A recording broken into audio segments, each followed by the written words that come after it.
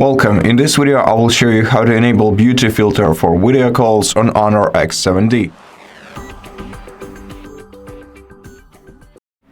First of all, you have to open settings on your smartphone either by tapping on the settings icon on your home screen or by swiping down the control center and tapping on the gear icon in the top right corner of the screen. Then swipe down to accessibility features, go to call enhancement, go to beauty filter for video call, and to enable it, switch this toggle to the right. You can also adjust its level by moving this slider to the right to increase, to the left to decrease it. And that's how you do it.